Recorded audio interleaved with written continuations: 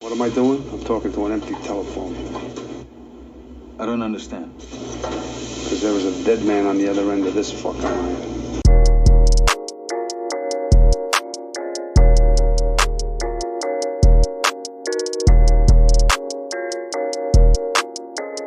Christmas movies. Now playing Love Actually, The Polar Express, Elf. Oh, don't pay attention to Leon. He's never been anywhere. He doesn't have any feet. Welcome to Corona Cinema. I'm Leon Way, and I'm joined as always by Mason, You alright? Matty, You're right. and Ross. You alright? And we're going to start with Love Actually from 2003. Follows the lives of 8 very different couples in dealing with their love lives in various loosely interrelated tales, all set during a frantic month before Christmas in London, England. Love how they have to specify London, England, as if they'd think it was anywhere else.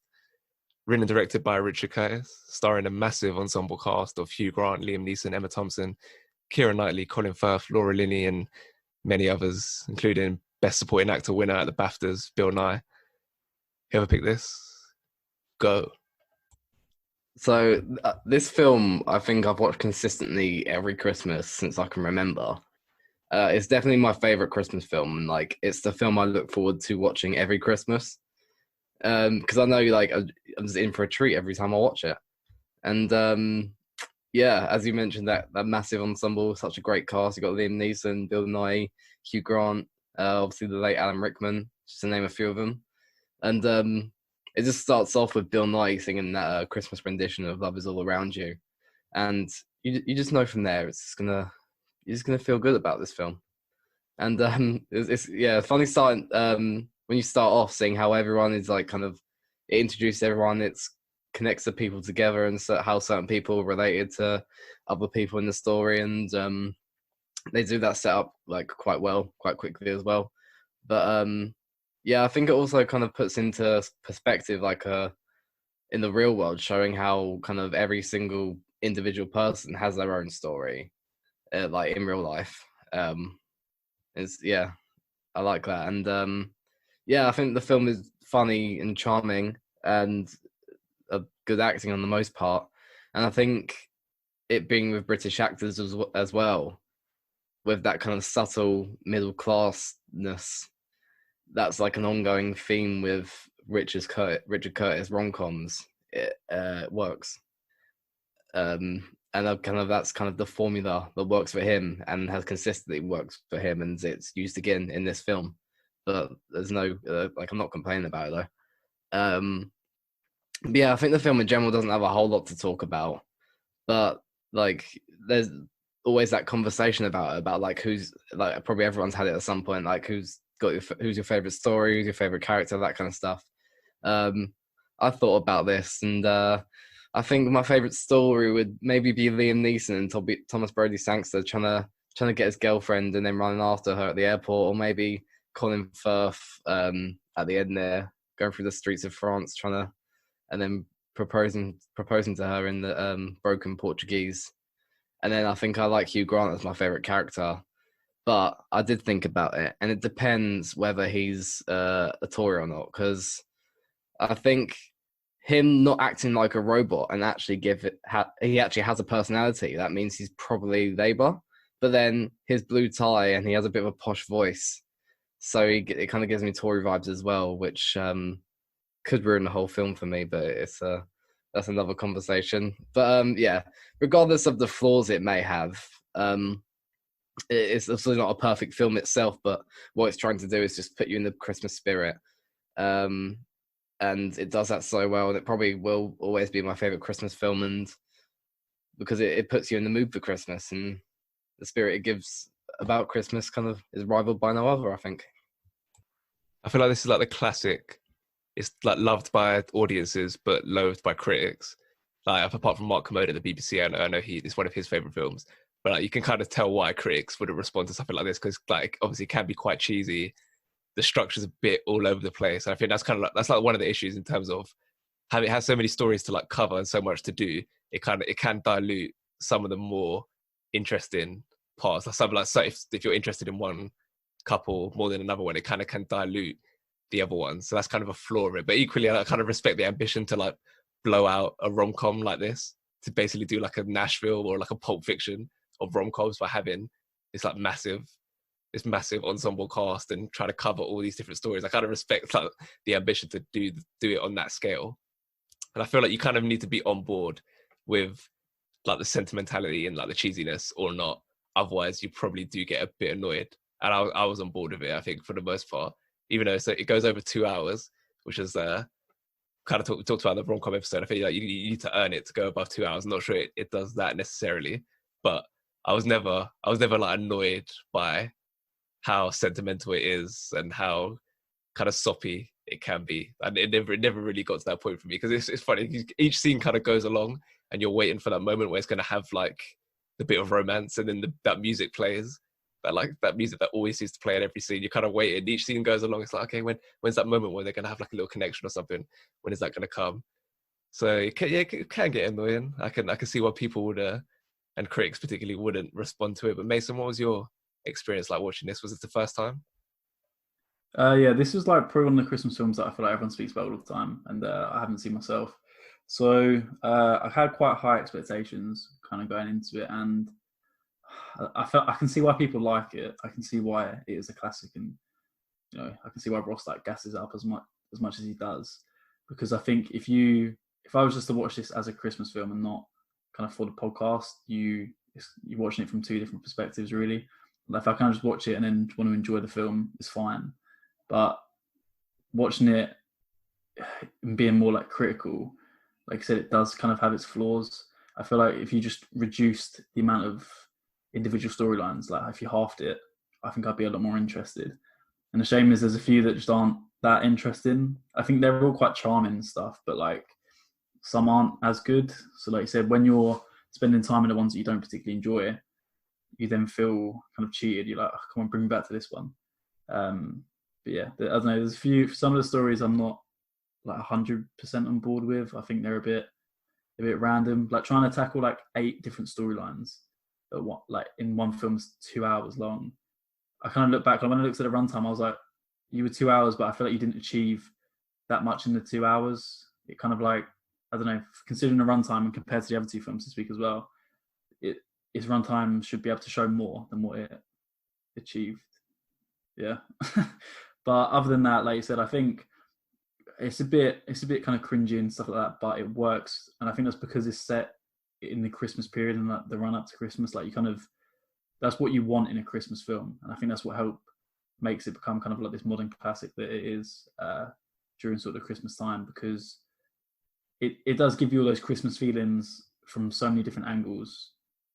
And it has that British charm to it, I think, that similar to like Notting Hill. I think it gives me that vibe of that charming sort of British time, but this one's set during Christmas. So yeah, it was all right.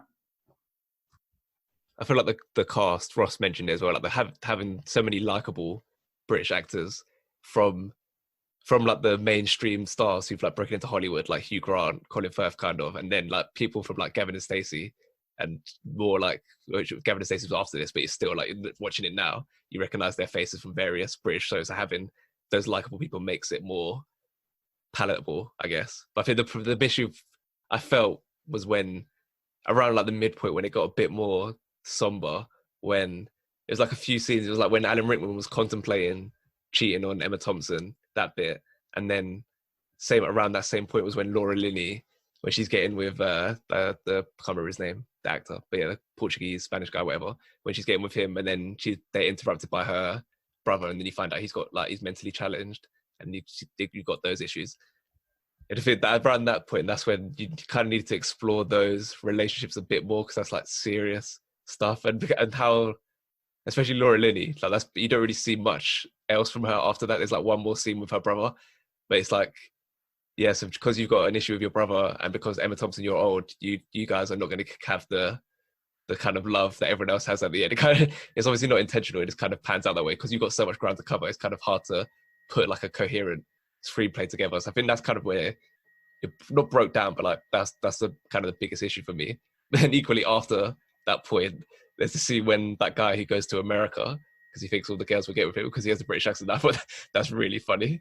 How it's just like immediately he likes, it's the actresses they get as well. Immediately he just sits down at a bar. Then January Jones, Mystique from X-Men, sits down next to him. Then Matt, your girl, Elisha Cuthbert from Girl Next Door, sits down. And then there's the another girl she's from Enemy of the State and a few other things. And then even at the end, he comes back with the other girl, Nadia from American Pie, and then she's brought Denise Richards. Just like all these like dream American girls. He's managed to get all of them to come with him. It's just I thought that was a funny moment. Matty, did you enjoy seeing your girl next door in that scene? Yeah, I did. To be fair, I've seen this film once before. I totally forgot about it because I think there's just so many characters in it, or so many actors that you just don't realize are in it. Like Mr. Bean popping up halfway through, and then again at the end, just was like, it's just funny because you just expect him. He doesn't need to do anything. You just expect him to be funny, and that's enough. And obviously, Bill Nighy is perfect in this role. I think was this one of his like first roles, possibly. And I'm glad he took this one, and then he waited as long. Well, he like persevered with acting as long as he did because it gave us so many other excellent films, and his character in this is really, really quite cool. I think there's just so many like little nice bits of this film, like as you say, with the dude going to America. Even like Hugh Grant's dance from the radio, and then him just turning around and stopping, and then speaking to his housekeeper straight away. I really like that moment. And I like how it's all very interrelated. I think like it is very cheesy. Like there's no real reason to do it other than to like just add an exorbitant amount of cheese, and more as like a challenge to see how you can really relate these characters for no reason. But then again, it's just nice when it comes together at the end anyway. And I like how the stories are like mostly relatable because they're all based around love, but there's just so many different ways and different types of love throughout the film. So many different situations that you'll be able to relate to at least one of them. So that's quite nice, and it kind of just shows like kind of like not just the pain, but kind of the goodness that happens from it. So there's like a nice message there, like mainly. I didn't really like Hugh Grant's relationship. I didn't really see that as like particularly feasible. I don't know. It just felt a bit weird, you know. I don't know. It's weird because like I feel like some British accents seem forced, even though they might be British themselves. But then again, I can't really say that within the Americans, like the four American girls in the bar, saying things like "howdy." It's just like, okay, yeah, fair enough. So it's like, I don't know. It didn't feel as natural as the others. What I did like about this film is that I had a politician in it, and it kept it non-political, unlike Ross, which is fine. Like, it's just nice that it's like, you know, that's not really the message of the film. The film is just like, the film is about love. I would say my favorite like two storylines would be Sarah and her brother, because that's like kind of the most selfless form of love that you see in film. You don't often see that. I think that's quite underrated. And then also Alan Rickman as well. Just seeing him in a film that, you know, seeing him as Snape before and then come to do this, like I haven't really seen many of his works. So that's nice to watch. And just that kind of like whole watching that unfold. It's kind of like it's more gripping to see. I mean, like the film's well balanced between things that are funny with like Martin Freeman, but then also things that are like a bit more somber. So I think the film balances well, and like I didn't mind it being as long because there's so much going on. It's not like any of the scenes drag out because it's always switching between, and yet you feel like you get enough of each character anyway. So yeah, I actually quite enjoyed the film despite not wanting to. The Rowan Atkinson bit at the when he's packaging the jewelry, that is so funny. I feel like it goes on for like 2-3 minutes, and it's just like a new bit each time. He's like, no, just speed up. He's like, oh no, wait, yeah. Yeah, I forgot about that. That's one of the funniest bit. Also, the bit with Martin Freeman and Stacey from Gavin and Stacey, just their little, they have maybe like 4 or 5 scenes of just them filming sex scenes and having this like mundane conversation. So always about, I feel like no matter how much you do that, it's just always just awkward. Surely it's just awkward, no matter, even if you're professional actors, when you have to do that, surely this is a bit awkward. So the idea that they just have like this kind of mundane conversation about the traffic or the motorways and stuff, like I find that funny. And May kind of mentioned about the PM not being political. I do find his like patriotic speech with at the press conference when the president's there. I found that in today's context, it's like really cringy to listen to, and kind of like not scary, but like yeah, it's just cringy because it's just like it's all about the virtues of Britain. It's like we're a small country. It's like you're small geographically, but you fucking took over half the world. You're not a small country. Stop trying to pretend like you are. It's like we're a small country. We have all these nice things, and we're going to stand up to the big guy. It's a bit in today's context with this nationalistic state of the UK at the moment. It's kind of a bit cringy, but yeah, tense. But I do like the music in this film. You know that like when I was first started listening to music in like maybe like 2003, 2004, when I was first aware of like music that was going on, that like pop party, dance party kind of vibe. Those CDs I used to have. They have that kind of music, like the Sugar Babes, and there's like I Love You, Justin Timberlake is in there as well. I found that to be quite nostalgic. Ross, was there any music in there that was reminding you of your younger years? Yeah, because you say there's that kind of stuff like the Sugar Babes and whatnot, but I think just what I remember about this every time is Bill Nye's Christmas All Around. I feel it in my thing. It's just that every time. I don't know why. Every time I watch it, I like that bit. I don't know why. It's just one of them things. But yeah, I really like the soundtrack in this. It is something that kind of does like move, like drive on the film, I think, in a positive way. Just because you've always got them kind of like, to go with the cheesy film, you do have this cheesy music as well, and it kind of fits perfectly in there. And kind of every character kind of has their own like sound as well ish. But I don't know, when you go to Colin Firth with Aurelia, they kind of have like a slower kind of sound to them, because it's more like of a like, I don't know how to explain it, like romantic in like a whatever you call it kind of sense. I can't think of what I'm trying to say, but I know what I'm trying to say. But yeah, it does that kind of thing. I do like with Colin Firth at the end when he goes to greet her. Obviously, he's learned Portuguese in in the space of a few weeks. But I like how it's not like fluent Portuguese. It's like broken, kind of when it translates into like broken English. I like that little touch. They could have just made it like fluent. He just learned fluent Portuguese, but it's like slightly broken, so it can be slightly misconstrued. I like that little detail. Mason, so but me and you, we more than Matty and Ross, we kind of had more concerns about the volume of stories and that kind of diluting each individual story, not getting enough detail, not enough depth here and there. So if Netflix made a mini series, 8 episodes, and each episode is for each one of these relationships, would that be something you'd watch? Yeah, definitely, because like I said, my biggest like complaint with this film is that I feel like I get teased with so many like good stories that have potential to kind of be developed more. But when you're trying to rush 8 stories into a 2-hour film, like especially like the affair one, that one just doesn't work for me at all. Like I feel like they try and get us to go on this journey with the couple, you know, on how he's kind of like cheating on her and shit like that, and how he's bought the necklace, and that moment's good. But then that big moment when she kind of like admits to him that she knows that he's bought another woman a necklace and stuff like that. It's just kind of like, okay, now what? Like the film's going to end soon. Like this is kind of an hour on each person, like you said, on a Netflix show. That would just work so well just to kind of get these stories across. And that's what I feel like is a shame with this film, because I want more from it. And then I'm moaning that it's 2 hours, and I don't think it should be 2 hours. But like I said, just for me, either reduce it to 4 stories, and then make 2 films if you want to, because people clearly like this style of trying to show a lot going on at once and how they sort of like interlink slightly and stuff like that. That works. They could have split this over 2 films and probably would have been just as successful. And I think probably from like a critic's point of view, it would probably be better received as well, because there'd be more time to actually explore these characters, because they feel wasted in this context. So yeah, maybe Netflix should get on that one too. Okay, let's get some ratings. Ross.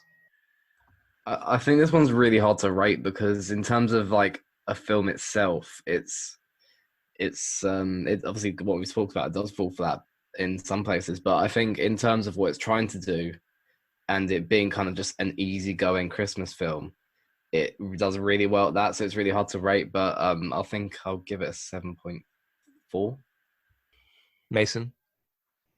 Yeah, I agree with what Ross said. Really, it's like, especially I think with all 3 of these films this week, you want to rate them higher because they do well at being a Christmas film, but in the general like basis, which in being a good film, they kind of go lower. So yeah, I gave it a 7. Matty? I would try and reiterate what they're saying, but yeah, that's exactly what I'm going to say. It's a good film to like pass time at Christmas. There's like definitely the nostalgia there, and it's definitely funny. And I think to be fair, it does have some somber moments. So it does draw on weight and then balances that comedy well, which is hard to do without being too cheesy, or still having enough cheese, that everyone in the family's going to like it. So I'd probably give it like a 7.7. Cheese, like the cheese on that pizza you're eating right now. I'll give it a 7.3. Moving on to the Polar Express. Plosive sound, polar. The Polar Express from 2004.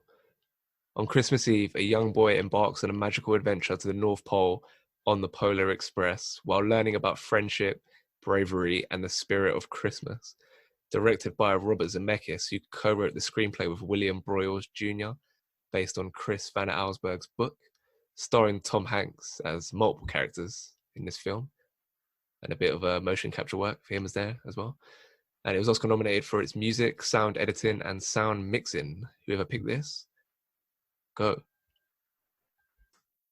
So I chose this as my favorite Christmas film because when I watched it when it first came out when I was like a kid, I think I really liked it just because it had a train in it.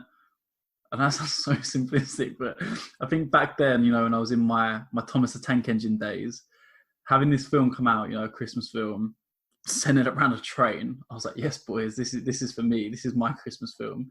So, and it's so weird because even watching it now as a 22-year-old, I think my favorite part of the film is just the train bits. Like, even just like the animation of like this old steam train, basically. Like, I'm just like, oh, that looks nice, doesn't it? But but when it comes down to the actual film itself, it's just a bit messy, I think. I know I'm supposed to probably gas this up, because I chose it as my film. But watching it now as an adult, it's just a bit strange. I think like the animation isn't really ideal. I don't know how I enjoyed that as a kid because I find it quite weird now as an adult. So yeah, I don't know how I vibed it as a film. I think the characters themselves aren't the most likable, and I don't really understand the whole main character's journey that he goes through. Like, I feel like they start to explore issues quite later on, like this whole thing where he kind of like can't hear the bell that rings on Santa's sleigh or something. But then that kind of gets resolved really quickly, and I think the film tries to give us these cute moments by like having the bell given to him on Christmas Day by Santa, but they kind of fall flat for me. I'm just like, all right, whatever. Like, I don't know if that's just because I'm older now, or I don't know, but yeah, definitely watching it. Being older, it doesn't hit as well, I don't think. The guy on top of the train, I don't think I understood that when I was younger, but even still watching this back again, I still don't understand the message that's trying to like portray to the audience, or what kind of journey he's going on with the main character. It's just a bit, yeah, I don't know. There's not much I can say about this film except for I quite like the train, really. I actually like this film more than when I watched it as a 6-year-old. Like, my memories of it was just, even then the animation was a bit distracting. But that's funny, like, it's only the humans that the animation is bad, because it's like the first time they did like motion capture to animate the people, and that's distractingly bad, just so creepy. Like especially the eyes, particularly, like they just stand out. And some of the body movements are really awkward. Like the black girl, the way her neck cranes, like when you first see her, she's sitting there, it's kind of like all just contorting her body in this awkward ways. Like that's aged horrifically, and I remember that it was creepy that as a 6-year-old watching it, and it's still creeping out. But aside from the humans, like I think the animation is pretty spectacular. Like and you talk about the trailer. The general like aesthetic of the trailer looks really cool, and like some of the little sequences, like when the ticket flies out of the window and blows through the air and into the bird's mouth and comes back in through the window and all that kind of stuff, and like the kind of roller coaster feel a few times when the train goes downhill, and the like slide for the presents, that bit when they're going through like the the factory type thing. So I think there's some really cool animation here. It's just like the humans, it's just kind of hard to overcome. And yeah, that kind of, yeah, I don't really like the characters either. And it doesn't help that they look so bizarre. But Ross, was it a bridge too far? Kind of the look of the humans, was that too much to overcome for you to like kind of enjoy any other parts of the film? Yeah, I think because even the fact they do look so weird, because it just kind of looks like a mid 2000s kind of video game. That's literally what it looks like, and it takes away just from it. And I think along with that, even if the animation was good, the characters are still quite bad, I think. And I think the girl and like the shy kids are kind of likable, but like the main kids and that, especially that know-it-all kid, oh my god, it feels real right now. Oh, but yeah,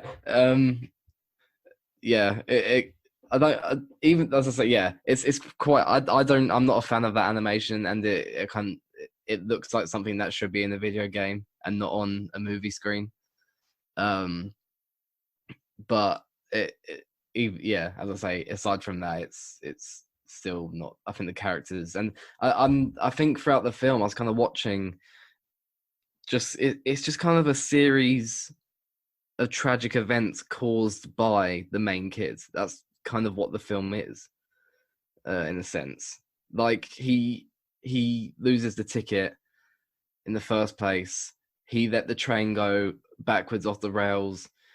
He dropped the ball as well. Like he's just a bit tragic, and that's kind of yeah.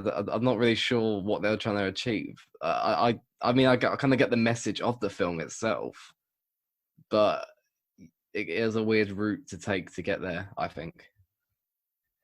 Yeah, it's really weird that, especially when she leaves her ticket behind, just like it feels so forced. Like his decision is like, oh my god, she's gone over there with him. I have to take this ticket to her right now. I have to cross over and take the ticket to her right now. It's so urgent. It's just really weird. I feel like you, even though he's a kid, I feel like you wouldn't make that decision. You'd realize it's really not that deep. So it kind of does feel kind of forced in that moment. But I do think, another thing I did remember watching as a 6-year-old was like the atmosphere, like the eerie atmosphere it creates, which can be a bit like haunting at certain points. And I thought it was effective then. I still thought it was effective now for me. I feel like there's kind of like a mystique around this train and the journey and like the uncertainty of where you're going and what's going to happen. I feel like that's still effective, and like it helps with the animation in that sense, like the kind of shadowy nature of it at certain points. Like ultimately, like Ross kind of mentioned it, like there's not much story here. It's just kind of this like lavishly depicted fantasy kind of thing. Like there's no stakes, there's no like dramatic tension kind of thing. You're just kind of like padding it out. I think what they're trying to go for is like if you're a kid and you envisage like the North Pole and like Santa Claus in his like operation, this is like this film is what you think of kind of thing. How it all works here. This is what the North Pole looks like. There's still the elves in their little area. You have that monitoring station where they're checking the kids. A bit weird when they're checking the kids are like actual humans, not animated. Doesn't really make sense. But yeah. I feel like kind of if this is like what they wanted to achieve, it's like, yeah, this is the vision of Santa Claus and what he does, and it's going to be imprinted on the brains of children. And yeah, I didn't remember. I pretty much didn't remember anything after they got off the train from when I watched it as a kid. So maybe it probably wasn't that effective, at least for me. But May, what did you make of this polarizing film? I think I saw this film in cinema when it first came out, with my family, because I wasn't old enough to go by myself. But I wouldn't have chosen to go because this film's actually quite scary and it's quite traumatizing as a child. I remember when I first went there, it was in some really old cinema, and it was so loud that we had to like scrunch up tissues and put them in our ears. Or maybe it was just me being like a little bit autistic, but like, mate, it was so loud. And yeah, exactly. And yeah, I think there's several like themes in this film, whether they're underlying or like actual scenes, are just kind of scary. Like especially like the broken toys carriage. That's terrifying. Also, Tom Hanks is actually a little bit scary. Not gonna lie. Like the way that conductor would just like tell the kids off and like be really harsh to all the kids, or just say, well, it's not, you don't have to go see Santa, so we're just going to leave you behind. That's kind of scary. Or like the lack of safety on that train is really quite scary. What else, mate? Just the homeless man on the top of a train, you know, and he just like, the kid like trusts him as well. Sit down, drinks his goo that came out of his socks. Like, the film is scary, and also I think as a kid, like the bit that scared me the most was when they get to the North Pole, then they get lost in like all these tunnel things, and there's like no way of like them getting back home or getting to where they're going. And it's a big place, you know, the North Pole is quite far away. I don't know what the lines are like from America, but like, nah. The whole thing's just kind of like, I think it's like childhood stress as well, because everything the kid does, is like Ross says, is like his fault, and he's just digging himself a deeper and deeper hole. And I feel like there's like real consequences for everything that he does. But what I do like about the film is like, I didn't realize how many of the voices Tom Hanks actually did. And I'm guessing it's his dad, the conductor, Father Christmas, the puppet thing, and the homeless dude. And there's probably more. And that's really quite crazy, to be fair. And I do rate that. From the film, and from Tom Hanks as well. And we can slate the CGI as well, because it is creepy, and it is like a moderately cheap game from like 2010. But it's still like, I think it's important this film happens so that the next films could do it a little bit better, or at least know that people don't like lifelike CGI of people in films. So I don't think this has actually been done that often. You know, I think things have now been edging more towards cartoony CGI if it's of people, and making it a bit, I think this is a bit too realistic to be normal. I think people just prefer the actors. I think maybe like a Christmas Carol, not the Muppets version, obviously. One of the Scrooges, I think, maybe the Jim Carrey one. I think that would like, kind of like, people don't like that. It's kind of creepy. And the other thing I wanted to say, because I don't have too much to say about this film, because it's kind of like, it's a little bit eerie, it's a little bit of my childhood. But I'm pretty sure the song from it is Pirates of the Caribbean 3, Davy Jones's Love Theme. Because like, you listen to it again, that is the same song, I'm pretty sure. Leon, it is like, Leon, you must have picked this up when you watched it. Because you know when Davy Jones is sad because he's lost Calypso. Nah, I haven't seen the third one enough to like remember the music. All right, we'll play it after, but it is literally, it's like a theatrical version of it. Anyway, even though they're both theatrical. But yeah, that's my general thoughts on the film. I did enjoy it, but not a huge amount, just because it's scary. I'm scared of films. Like I say, I feel like broadly the animation is still like really good. I think it's like it was almost similar to Toy Story, like Toy Story from '95. Like most of the animation still holds up today, but it's just the faces of the people, like Sid, they weren't able to perfect. So it must be like when you produce this like new type of animation, perfecting what the humans look like. Maybe that's the toughest part. So that's the only issue with the animation in this film. Other than that, like it's like really, really cool, really good. But I do like the way he punches the ticket. That's one thing that I find really satisfying by the animation. Little clicks and everything like that. I think that's pretty cool. And Matty mentioned it being, no, was it Ross who said it was like a video game? Ross or Matty, one of you, said it was kind of like a video game. That I actually played the video game on PS2, which is like, it's not what you'd expect. It's like basically you're not like driving the train or anything. The video game is just like you were in that creepy like toy room, and you're like the puppet, and you got to like scare the children, basically, something like that. So it's really strange that that was the idea they took from the film. I thought, yeah, that's the best way to do this video game, by being the puppet and doing these things. See, that was a weird memory I had of playing that game on PS2. But I also find it fascinating that like Matt said, like Tom Hanks did all these voices, and he's working with Zemeckis. Obviously, they worked together on Forrest Gump, and Zemeckis is known for being this guy. He could have been like not at the level of Spielberg, but in that kind of mold. But he just keeps deciding to do these like wild experiments, whether it be like Who Framed Roger Rabbit, which was successful, or he does this, or he does Welcome to Marwen, which came out a couple of years ago, which is like one of the biggest bombs of recent times. So he's just like he likes doing working with this like new technology, so it's no surprise he was the one who was like, yeah, let's do this CGI motion capture animation thing on this film. But I just find it interesting that Tom Hanks was willing to be a part of it. I don't know what he saw in the project that thought it would be maybe he just thought it'd be fun to do a load of voices. I don't know, but I find it interesting that those two people collaborated on this one.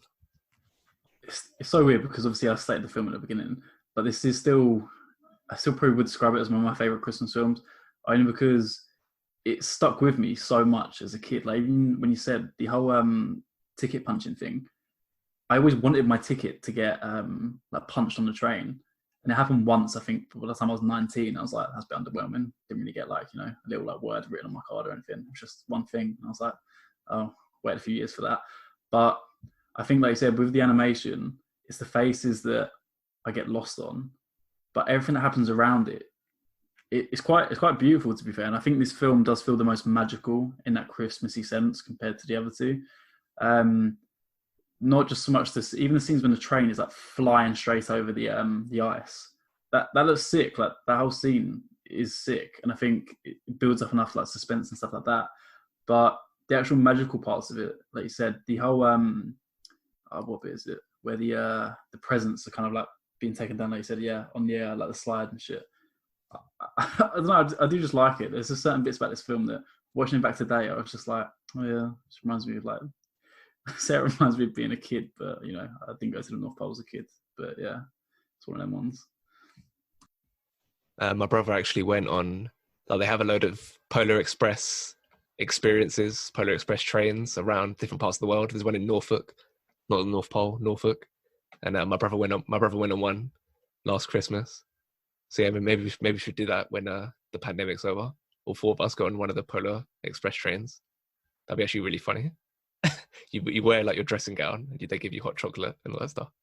But yeah, in conclusion, this film is just very weird, but also like Mason, I do just like it for some weird reason. It's kind of like indescribable. I don't know what it is. There's just something about it. It's just like it's kind of the bad animation kind of helps make it more memorable and weird and creepy and haunting.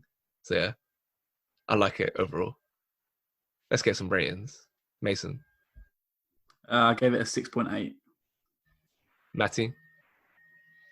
I'll give it a 6.9. Ross. I think unfortunately, this being the first time I've seen it, I don't have the same childhood memories as you three, so I'm gonna have to go a bit lower with a 6.4. I'll give it a 7. Final film, Elf, 2003. After discovering he is a human, a man raised as an elf at the North Pole decides to travel to New York City to locate his real father. Directed by Jon Favreau and written by David Berenbaum, starring Will Ferrell, James Caan, Zooey Deschanel, and Mary Steenburgen.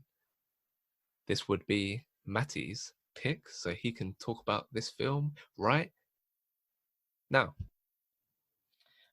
So I picked this film kind of in a hurry because I don't actually like this film. But then when I sat down to watch it, I really liked it, which is really weird because I've seen it a few times and I don't really like Will Ferrell. Yeah, I'd probably say that this is the perfect role for Will Ferrell because it's just so like stupidly sincere. I don't think anyone else could really do it the way he does. Just like he just embodies the character completely, and you don't find it too silly. Like I don't like him in other things, but in this, he works perfectly. And there's just so many little like details to this film that make it work really well. Like I even like the start where it's like based off like an interview kind of thing where the dad sat down and they're talking about it and they're showing like slides from his childhood, and then that kind of like gently kicks it off into a film. So it's like it's not just like a cold open where you're kind of like guessing, oh, so he's not an elf, but he thinks he is, blah blah blah. Like it just says everything with clarity, but in like a nice kind of mockumentary style, and then just moves on from that into a film. Parts of it feel a bit like a trip, where he starts talking to a bunch of like weird animals. I suppose that's to show it's like the magic of the North Pole, and then when he goes to see a raccoon, then it attacks him. I think that's quite nice. I think probably one of my favorite kind of music montages in any film now is probably Buddy the Elf going around New York and trying all the different things, because it's just like 100 tiny little sketch shows of him just doing stupid things, and they all just work so perfectly. One of the bits that isn't included in that, but basically is where he gets hit by a car, where he just kind of walks blindly out across like a junction and just gets swiped out by a taxi. Just little things like that just make the film just more lovable. And I think one of the my favorite relationship in the whole film is between the store manager and Buddy. I don't think that gets enough screen time, but I think them two, their back and forth works really well. It's like they don't sing songs in the North Pole. It's like, yes, they do. It's like, no, they don't. It's like, they do. They do it all the time. They're actually really good at it. And it's like, no, they don't. Jon Favreau as well. I didn't realize that he was in this. That's really quite funny as well. And I like the writing they used for the kid, because the kid isn't necessarily an important character, but they made him more interesting. They didn't make him just a generic, but they could have used anyone. They could just use something like Netflix, useless, like whatever person, but they made the kid quite interesting and kind of like, he's funny in himself. Like he's got something, like when he impersonates the dad, like said, "Oh, I'm really bogged down with the homework, mom. I got, it's all over." Like he's an interesting character in himself. And they haven't dumbed down just because he's a child. I think that's worked quite well. I don't know why, but I actually found this film a little bit emotional when the dad wasn't going to sing and the son's like, you got to sing, Dad. He's like, what's the point? And he sings and then the sleigh just misses it. And I'm like, oh, wow. A bit of a tear comes to my eye. So I was like, oh, pretty good film. Yeah, I think I'm a bit stressed recently. I don't think it's the film. But yeah, I liked it. So this film has gone up a lot in my regard. I found it really interesting that you had that reaction, because I had the same thing. Like, I never liked this film as a kid, but for some reason watching it as a 22-year-old, I actually liked it this time. Like, I don't know, maybe because I appreciate Will Ferrell more. Like, I've seen, when I would have watched this in the past, I don't even know if I'd seen him in anything else. Now I've seen, like, Step Brothers is the funniest film I've ever seen. I like Blades of Glory. I like even that Iceland film, the Eurovision film that came out. Like, he's kind of funny in that sort of this year. So maybe because I appreciate him more, maybe that's why I actually enjoyed watching Elf this time around. And he, like Matty says, like, he kind of is ultimately, a lot of his roles is like he's just a man child. He's got that kind of quality, and this kind of perfect for this kind of performance, like that kind of enthusiasm that he's got, that's kind of infectious. It's so much energy. He's quite endearing, and you like contrast that against his dad, who's like the kind of Scrooge figure, and he's trying to give him that bit of Christmas spirit to change his cynical ways. So it was a weird one. I was just watching it, I was like, oh, this is actually enjoyable. I just wasn't expecting it. And they might mention as well, like, him walking around New York for the first time. I really like fish out of water comedies. I find the kind of situations that throws up always is entertaining. Like, even this week I watched Wonder Woman again, and I watched the new one, and that's not a fish out of water comedy, but it has like the elements of that where she's coming to London in the first film, and seeing just understanding how society functions, just the little situations that arise from that, I always find that entertaining. That's another element of this film. But Mason, did you enjoy this film as a kid, and what was your rewatch like? This is the first time I've actually seen the film, and I didn't really know what I was going into, to be fair, because I feel like this is one of those films where people really love it, but they find it annoying, and I was like, oh, in my head I was like, it's gonna be annoying. I think I'm similar to Matty. I was like, oh, Will Ferrell he's a bit irritating, like, and having him as a lead in this film is just not going to be ideal. But I think, yeah, he is literally the perfect person for this role. And I actually found myself enjoying the film when I felt like I shouldn't be. Like, I found myself laughing at certain points. Like, and I sat there watching it with my sister, who's like 12 or 13 or something. And when she was creasing, I was like, I should not be laughing at the same time as her. Like, we're not the same person. But it proves that this film is like accessible for all different ages, really, and it has that like cute Christmas sort of storyline where the character starts to believe in Santa again and stuff like that. And I think the Christmassy elements of this film just work really well. And yeah, considering it was the first time I've watched it, I'd happily rewatch it, to be fair.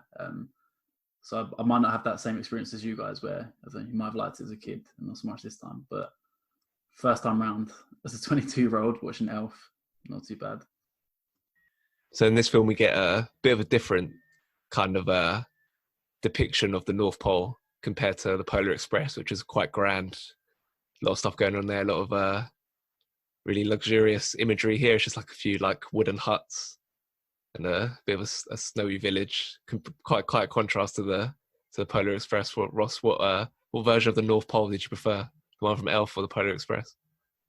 I think the version of the Polar Express is kind of, as a kid, what you imagine it to be like, kind of just this like grand place where there's just like elves everywhere and like a massive Christmas tree in the middle. It's all lit up and like Santa's got his own like place and like the massive workshop and stuff. I think when you watch Elf, it's a lot kind of small, like the sets and stuff, they're a lot smaller scale than what's kind of depicted in the Polar Express. So I think I prefer Polar Express like in terms of how they depicted the North Pole, but Elf kind of, it suits the vibe more, the more kind of secluded version of it with kind of less elves and stuff. And I quite like the elves, like, because in Polar Express the elves are like, when they're just like normal, then they open their mouth, they sound like 40-year-old smokers.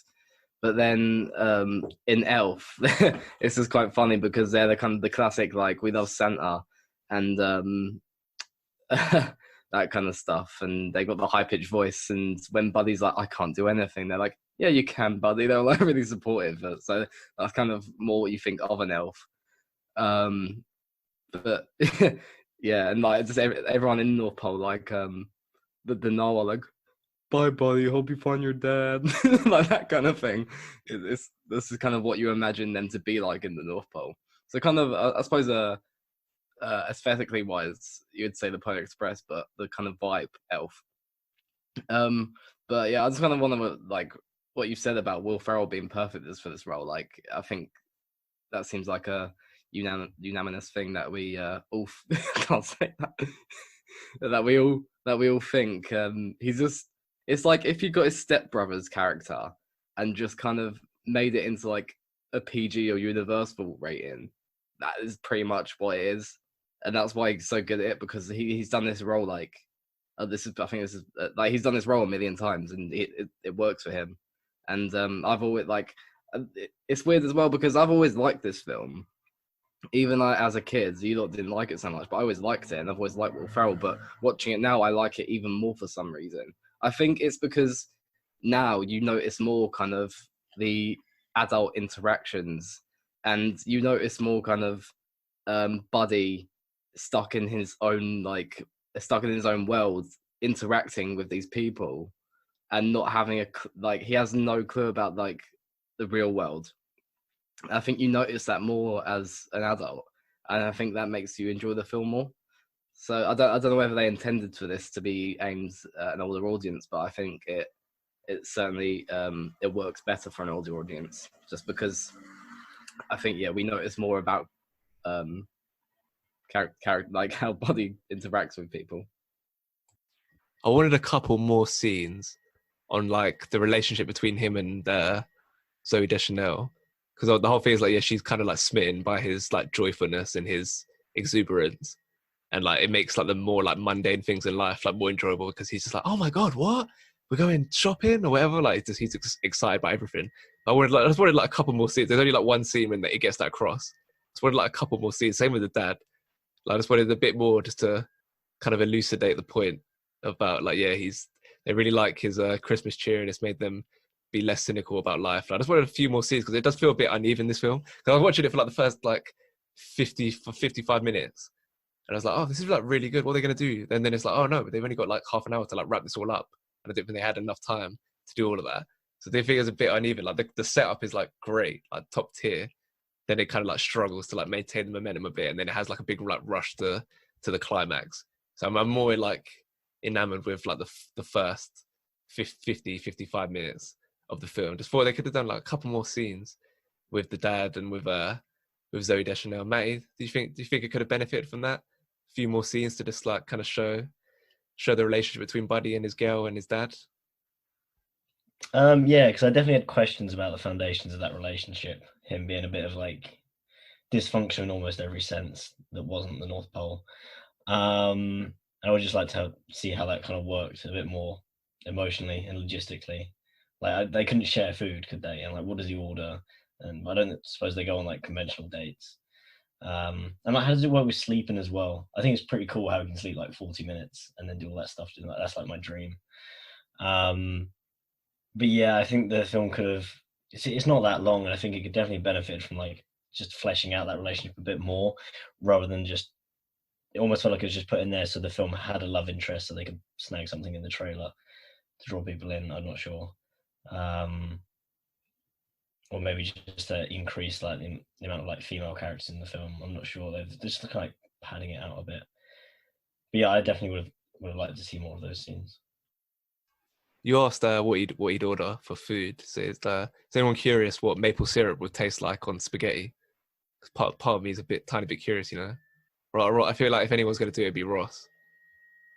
Well, here's some we made earlier. So Ross, if you just turn around. I have a book called Eat What You Watch. Right. So it has recipes in it, and one of them actually is the Oh, let me find it. Oh, I just found it.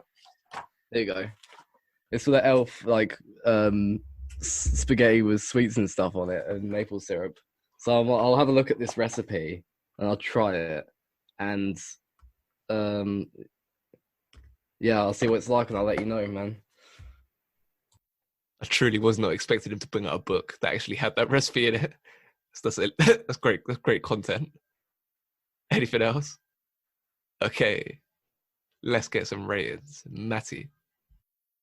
I think as Christmas films go, I actually really enjoyed it, and I don't always enjoy Christmas films, so I think it's done quite well just to do that alone. I think I'd give the film a 7.9. You know, just a smudge short of an 8. I think. Mason. Yeah, for a first watch, I thought it was alright. I mean, probably rewatch it next Christmas. Gave it a 6.9. Ross. Yeah, I really enjoyed it. Because I don't remember enjoying it this much, but I watched it again and I thought it was really good, and I think it's really funny as well. So I'd give it a 7.8. I think. Yeah, like I said, I think the first like 45, 50 minutes is like really good, and then like tails off a tiny bit, but overall still like a 7.2. You know what we didn't talk about? Peter Dinklage. Or maybe we did. I wasn't listening. But I just wanted to hear what you thought about that. Yeah, that's really funny. It's like how it escalates his like reaction, and Will Ferrell. That's where Will Ferrell's like perfect, completely oblivious to the fact that he's being so offensive. It's just like, what does he keep repeating? It's like, you're an elf. How's Santa? Just keeps going on. He's just like, yeah, you're very funny, mate. Yeah. Call me elf one more time. Very angry elf.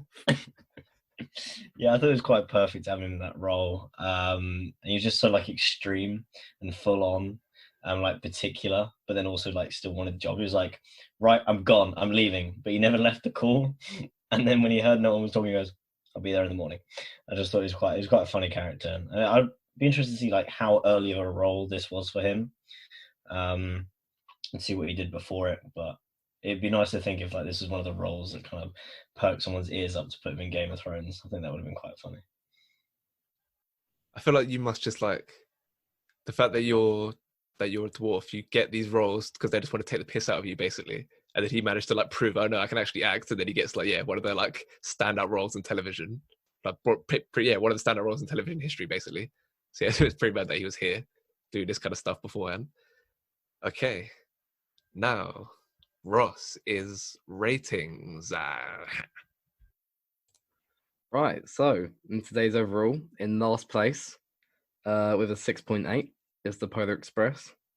In second place is Love Actually with a 7.4, and in first place is Elf with a 7.5. And in terms of the overall rankings, that puts Polar Express, I think that's 3 from the bottom, so just above Judy. Elf and Love Actually are 73rd and 74th, so just below the Wicker Man there. So yeah, not a great week for the overall rankings, but I think more of a Christmas spirit than a good movie week. Thanks for that, Ross. Okay, our actor of the week I know it's going to be Tom Hanks, but let's do this anyway. May. Yeah, Tom Hanks. Mason. I went for a different one. I went for Tom Hanks. Ross. Went for Will Ferrell. King. I'm going to go for Emma Thompson. That was quick. Because I think she's like the only one who's like doing like proper, actually dramatic acting in this week. Not really. It's more of a comedic week, to be honest. But she has a heartfelt moment, that moment where she cries when she realizes her marriage is breaking down. So yeah, actually acting, love actually acting, if you will. The special category, the least Christmassy moment, is what was decided a few minutes before recording. Mason. I chose a scene in Polar Express when the train almost derails and a group of kids nearly die on Christmas Eve. It's not very Christmassy. No, I agree. That's not very Christmassy. May. I choose Polar Express, the scary scene with all the broken toys in the carriage. I was not feeling very Christmassy at that point in time. Yeah, not very Christmassy. Ross. I went for In Love Actually, where Emma Thompson opens her present and she gets the CD and she's just heartbroken. She should have fucking punched Alan Rickman in the face. That's mean. Like, just before Christmas as well. That is not Christmassy. So yeah, I went for that. Yeah, that is definitely not Christmassy, and that's why I also went for that. Because can you just imagine? You're just expecting to get that present, and it's like, oh no, he's giving it to some other girl, and you're just in that era, in that room with your kids, in that moment, so you can't really go off on him. You kind of got to keep it chill. Kind of deep, not very Christmassy. Kind of reminds me of the Brannans' Christmas on EastEnders, however many, it was like 13, 14 years ago, when the affair was revealed. Spoiler alert. Just not very Christmassy all around. The Irish's was a Pop Vinyl Award. Ross. So there's quite a few Elf ones of Buddy, so I can't pick that. So I thought, what would I have instead of that? And in Love Actually, I think I'd have one of like Bill Nye naked with the guitar covering his crotch. I thought that'd be quite funny. So yeah, I went for that. And like it's like the first pop vinyl that has like a noise, and it plays that song. It's like the speaker things you used to get from McDonald's. And it would play the song, and it would just play the Christmas is all around us. I'm gonna go for the black girl in Polar Express, just doing some fucked up head movement, just all like this, contorting her neck, all that kind of stuff, just looking terrifying. I reckon that looked great. It would look great next to I don't know what I was going to say there. I don't know where I was going with that sentence. Oh well. At Leah Wayne 98, create us in my podcast.wordpress.com, Spotify, Google, Stitcher, Podbean. Next fortnight is well, not mine, the other three's favourite film of 2020 according to its UK release.